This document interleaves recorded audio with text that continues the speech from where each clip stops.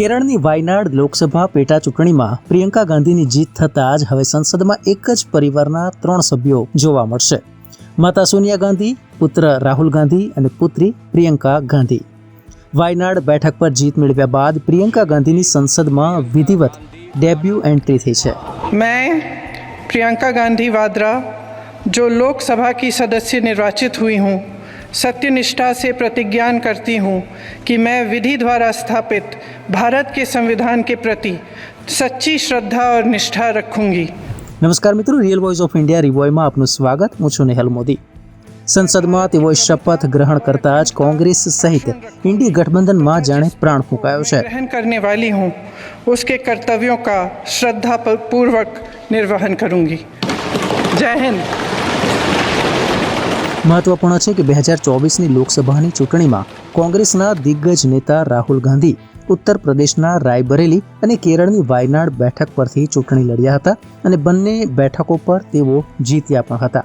નિયમ અનુસાર સાંસદ કોઈ જીતેલી એક બેઠક જાળવી રાખી શકે છે અને બીજી બેઠક ખાલી કરવી પડતી હોય છે.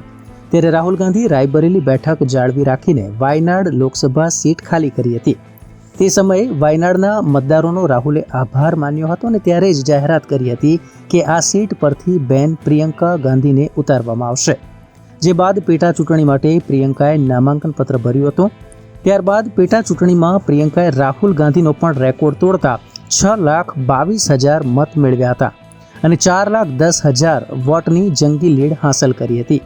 ત્યારે હવે કોંગ્રેસ પાસે ફરી એકવાર લોકસભામાં 99 સાંસદો થઈ ગયા છે. રાહુલ ગાંધીએ ખાલી કરેલી વાયનાડ બેઠક પર ફરી એકવાર કોંગ્રેસનો કબજો આવી ગયો છે. ત્યારે આ પહેલી વાર બન્યું છે કે કોંગ્રેસ પાર્ટી સાથે જોડાયેલા ગાંધી પરિવારના 3 સભ્યો એક સાથે સંસદમાં જોવા મળ્યા છે. ઉલ્લેખનીય છે કે રાહુલ ગાંધી રાયબરેલીથી લોકસભાના સાંસદ છે અને પ્રિયંકા ગાંધી વાડ્રા વાયનાડથી છે, જ્યારે સોનિયા ગાંધી રાજસ્થાનથી રાજ્યસભાના સાંસદ છે. પ્રિયંકા ગાંધીની વાત કરીએ તો આમ તો તેઓ વર્ષ 2019થી રાજકારણમાં સક્રિય હતા. અગાઉ તેઓ એઆઈસીસી જનરલ સેક્રેટરીનો ચાર્જ સંભાળી ચૂક્યા છે.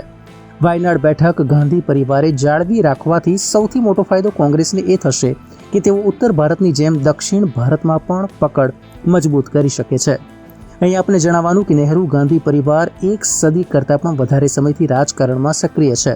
મોતીલાલ નહેરુથી લઈને જવાહરલાલ નહેરુના વંશજોએ રાજકારણને જીવનનું અભિન્ન અંગ બનાવ્યું છે. જવાહરલાલ નહેરુ 17 વર્ષ દેશના વડાપ્રધાન પદ પર રહ્યા હતા. નહેરુ સૌપ્રથમવાર અલ્હાબાદની ફૂલપુર લોકસભા સીટ પરથી ચૂંટાઈ આવ્યા હતા.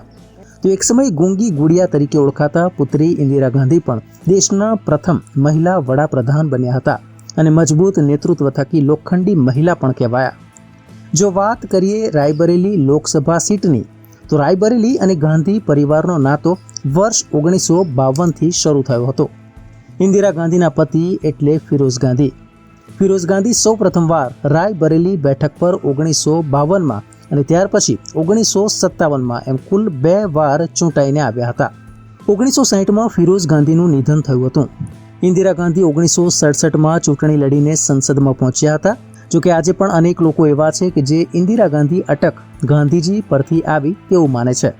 હકીકત એ છે કે પારસી એવા ફિરોઝ ગાંધી સાથે લગ્ન કરી ઇન્દિરા નહેરુમાંથી ઇન્દિરા ગાંધી બન્યા હતા. 1971માં પણ તેઓ રાયબરેલીથી લોકસભા સીટ પરથી લડ્યા અને જીત્યા. જોકે કટોકટી જાહેર થયા બાદ દેશભરમાં તેમની ઇમેજને ખૂબ જ નુકસાન પહોંચ્યું હતું. વર્ષ 1977માં ફરી એકવાર ચૂંટણી આવી. ફરી એકવાર ઇન્દિરા ગાંધીએ રાયબરેલી સીટ પસંદ કરી હતી, પણ આ વખતે જનતા દળના નેતાએ તેમને હરાવ્યા. 1980માં જનતા દળ સરકાર પડી ભાંગી ફરી એકવાર ચૂંટણી આવી. આ વખતે ઇન્દિરા રાયબરેલી ઉપરાંત આંધ્રપ્રદેશમાં આવેલી મેડક લોકસભા એમ 2 સ્થળેથી લડ્યા. બંને બેઠકો જીત્યા. આ વખતે તેમણે રાયબરેલી સીટ ખાલી કરી. સોનિયા ગાંધીના પતિ અને પૂર્વ પ્રધાનમંત્રી રાજીવ ગાંધીનું વર્ષ 1991માં અવસાન થયાના 7 વર્ષ બાદ સોનિયા રાજકારણમાં આવ્યા. અમેઠીથી સાંસદ તરીકે લોકસભામાં પ્રવેશ્યા. ત્યારબાદ વર્ષ 2004, 2009, 2014 અને 2019 એમ કુલ 4 વખત રાયબરેલીથી લડ્યા અને જીત્યા. 2024માં રાહુલ ગાંધીએ આ સીટ જાળવી. આમ એક સાથે સંસદમાં એક જ પરિવારના 3 નેતા અને રાયબરેલીનો નાતો જળવાઈ રહ્યો છે. મિત્રો, આપ યુટ્યુબ ઉપરાંત ફેસબુક, ઇન્સ્ટાગ્રામ એક્સ સોશિયલ મીડિયાથી પણ અમારી સાથે કનેક્ટ રહી શકો છો. દેશ વિદેશના તમામ સમાચારો વાંચવા માટે અમારી વેબ પોર્ટલ revolt.in ઓપન કરશો. ધન્યવાદ.